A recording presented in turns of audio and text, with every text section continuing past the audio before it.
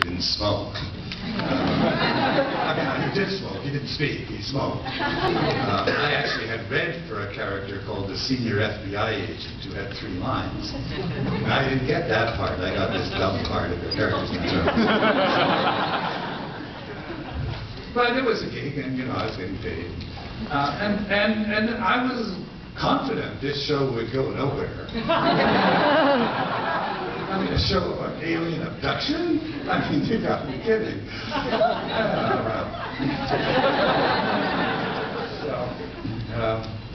Don't come to me to know what films and TV programs you should back. But it was always a little strange to be dealing with subjects that basically I didn't agree with. I really didn't think aliens were abducting humans. I didn't believe it. Well, one of the kind of suppositions of the X-Files was, in a way, let's take all those things that a lot of people think are true and pretend that they are true. Let's see, what does that mean? So a lot of people do think aliens are among us. So people think aliens are abducting humans. People think we have past lives.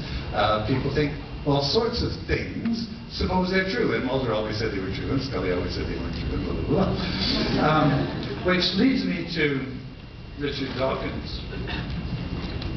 And it leads me to Richard Dawkins and my internal conflict with being a skeptic on the X-Files. Richard Dawkins' brief introduction, if you don't know, is he's now really famous as I'm an atheist. But he was really famous as a scientist. He was an entomologist. He wrote a book in the 70s called The Selfish Gene, which in a way changed my life because it gave me an explanation of the methodology of evolution that I had not understood, and has made a great deal of sense to me in terms of trying to understand human behavior, which, as an actor and as a director, I'm always trying to do, is to understand why we do what we do.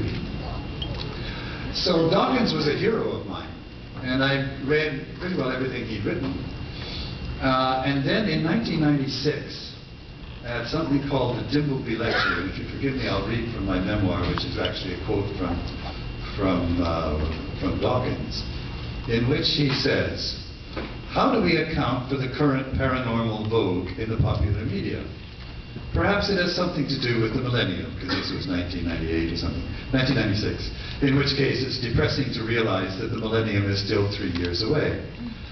Less portentously, it may be an attempt to cash in on the